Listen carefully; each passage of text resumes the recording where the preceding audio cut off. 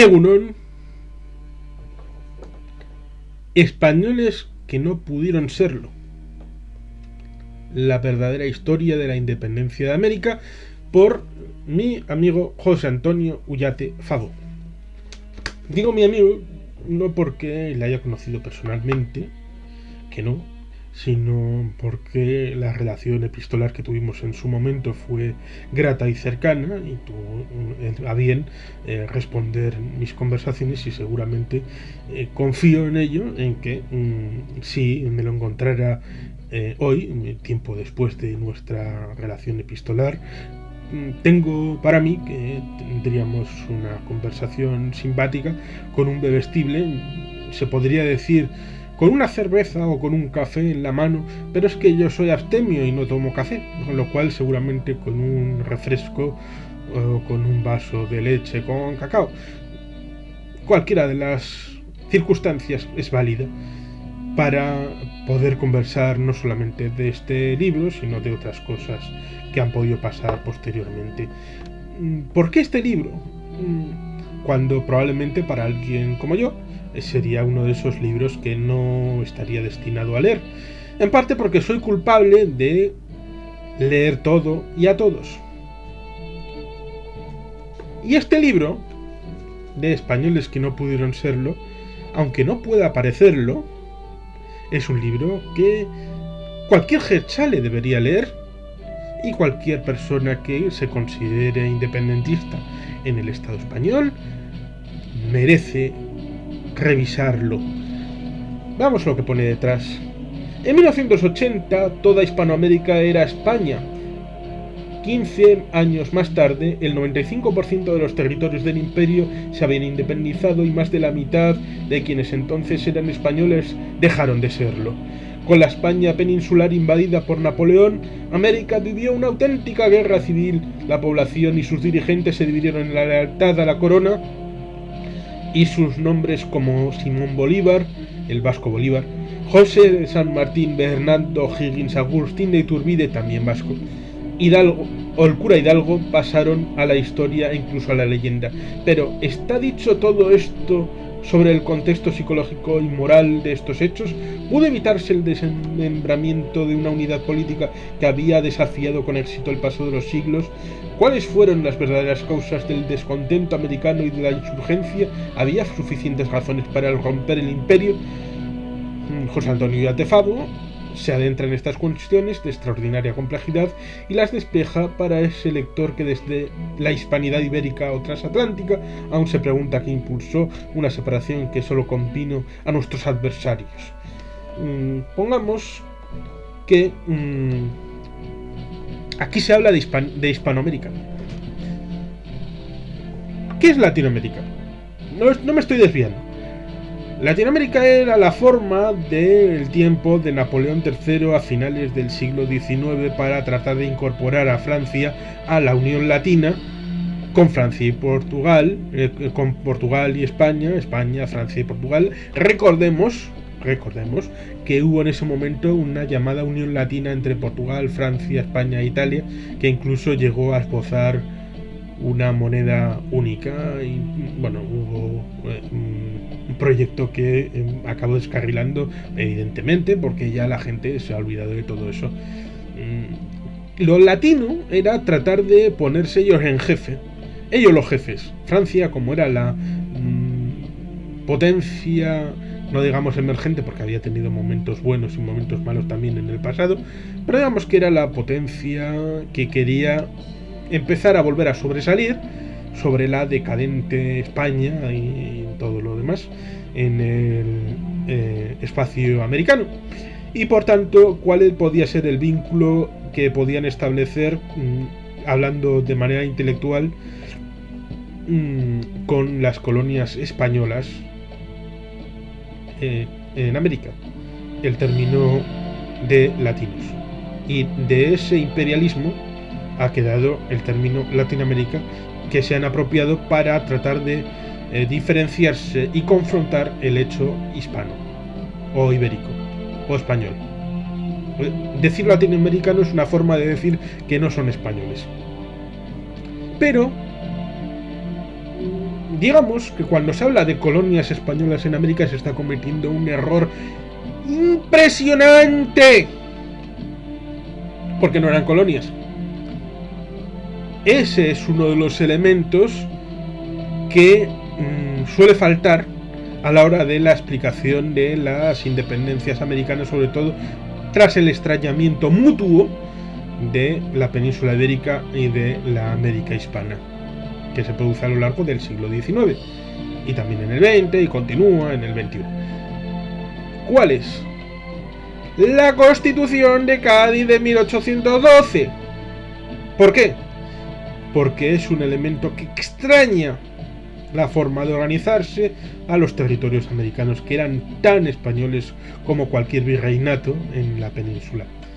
No eran colonias, porque se organizaban con el mismo nivel de autogobierno que había a nivel peninsular, con lo cual, ¿cómo puedes establecer que eran colonias aquellos lugares que se tenían sus determinados fueros, por llamarlo de una forma que sea entendible, y que se organizaban con sus propios órganos allende los mares?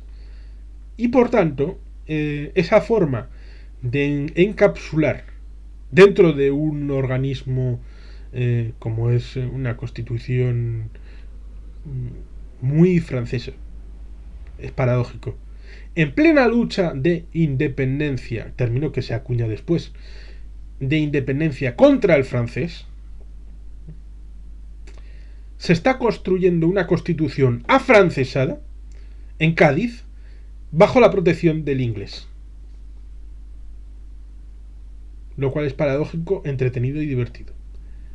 Y que hace que ese extrañamiento, esa forma de expulsar una manera desde el jacobinismo francés, del centralismo importado desde la reciente Revolución Francesa, lo cual es paradójico porque el aire insuflado en la Revolución Francesa proviene de el otro lado del Atlántico con la Revolución Americana, y esa Revolución Americana es en buena manera deudora de un espíritu, llamémosle foral, que es el espíritu que luego impregnará la Commonwealth británica cuando se den cuenta del error que han cometido. Es la forma confederal, la forma en la que John Adams se acerca a Bilbao a través de Gardoqui, una forma en la que constituirá su documento para la Constitución americana. Vamos, que es una forma luego de transponer cuando se habla de otras colonias de Francia o de Reino Unido con las 13 colonias, o cuando se habla de colonias de otros países, se transpone como si fuera lo mismo, se hace tabula rasa con todo y pareciera que las colonias españolas eran colonias españolas porque lo digan los anglosajones. Y este libro ayuda, en parte, sea verdad o no todo lo que dice. Es un libro que merece ser leído porque el autor, dicho sea de paso, carlista, cuando escribe el libro era carlista de Sixto, pero luego acabó evolucionando hacia los postulados de Carlos Javier, hijo de Carlos Hugo. Pues este carlista, amigo mío, José Antonio Ullate Fago, que lo tuvo que hacer a través de Libros Libres, editorial vinculada en su momento al grupo Intereconomía y todo aquello, pues escribe algo que te lleva a reflexiones, y eso es lo importante de los libros que quieran ser ensayos importantes, que te hagan preguntas, que tú te hagas preguntas y que de esas respuestas haya una mejora de tu conocimiento y de tu forma de investigar, y que tengas curiosidad por otros conocimientos de la realidad que fue y de la realidad que es, de resultas de lo que fue. Y por tanto, a través de todos estos elementos podemos entender que cuando se habla de la independencia de las Américas, Hay que, por ejemplo, entender que es la independencia de los criollos, no es la independencia de los americanos. Por mucho que se trate de ahora de revestir de indigenismo, es tan independencia como la de los Estados Unidos en cuanto a que fueron los hispanizados, los hijos de los que fueron allí. Sí, es cierto, mezcolanzas, no hubo racismo, en principio, durante la estancia de la bandera y de los virreinatos, eh, pero evidentemente ahora no se puede transponer como si simplemente por el hecho de ser mayoritariamente blancos los que hicieron las independencias olvidáramos que no se restaura los regímenes que había antes de 1492 no se restauran en 1800 y pico. Es una creación de un estado nuevo, de unos estados nuevos, desde cero, sin contar el pasado histórico, llamémosle tradicional, si es que se puede decir, después de más de 4 siglos. Bueno, 4 siglos será para los tiempos de la independencia de Cuba. 3 siglos. Un poco más de 3 siglos de permanencia de Castilla, lo castellano, lo español, como se quiera llamar, en América. No se restaura lo que había antes, sino que se pasa página y se crean cosas nuevas, como sucede en los Estados Unidos. Son los criollos los que crean instituciones nuevas, países nuevos, y por tanto ese elemento hay que tenerlo en cuenta cuando ahora se trata de hacer una relectura indigenista y chachiguay. No. Lo mismo que hay que hacer la relectura de que desde la península se les obligó a la independencia. Se les obligó a la independencia. ¿Cómo? Mediante la supresión de las diferencias jurídico-políticas en la Constitución de Cádiz, que sí es cierto, iba a reunir a las Américas y a las Españas, va a ser los españoles de los dos hemisferios y todo esto tan bonito, la prosa y todo. Vale, pero si tú tenías un país de países, un estado, un imperio, como quieras llamarlo, que se regían desde una cierta forma descentralizada de poder, centralizada básicamente en la figura del monarca y de sus asesores y de sus consejeros, si eso lo tratas de jerarquizar y de reestructurar de una manera unitaria, les estás diciendo que todo aquello que han construido durante un poco más de 3 siglos no vale para nada y que su forma de autogobierno, con todas las comillas que valga, se va a ser subsumido de este Madrid. Con lo cual les estás diciendo la única forma que tienes de poder seguir con el esquema actual es o me montas un pollo de la leche y tratas de cambiar lo que hay en la metrópoli, cosa que vieron que no era posible con el hecho de Napoleón y la lucha con Fernando VII y Carlos IV, su padre previamente, y todos los líos que había. Vieron que esas cosas de tratar de cambiar lo que pasaba en Madrid pues era como una locura y solamente quedaba otra cosa. Nos vamos. Con lo cual la reflexión no solamente debe ser como si fuera un equipo de fútbol en la que hoy los árbitros, qué malos son los árbitros, nos han quitado la liga. Bueno, igual los árbitros han hecho algo. Igual los masones y todas estas conspiraciones de gente al abrigo, al ala de el Imperio Británico desde Londres, Washington, ahí en conciliábulos, vale, puede ser que tuvieran alguna parte de la historia y de las circunstancias. Bueno, como también se puede hablar de la época de Tupac Amaru, en plena época de la independencia de los Estados Unidos, en la que hubo una insurrección en Bolivia, Entonces era el Alto Perú, no Bolivia. Bolívar no había hecho de las suyas y acabó siendo desmembrado y la insurrección sofocada. Con lo cual, no solamente es que el árbitro haga cosas, sino que si tu equipo no juega nada, pues hombre, es difícil que no jugando a nada se lleve la liga. Es difícil que si tú, Madrid, impones unas nuevas reglas de juego en las que lo que hasta ahora era válido ya no lo es, les obligues a tomar decisiones que, bueno, sean de su gusto o no, son las que les estás haciendo tomar. Y por tanto, pues eso es el título Españoles que no pudieron serlo. No solo porque una de las partes eh, extranjeras y solo aún se pregunta qué impulsó una separación que solo convino a nuestros adversarios.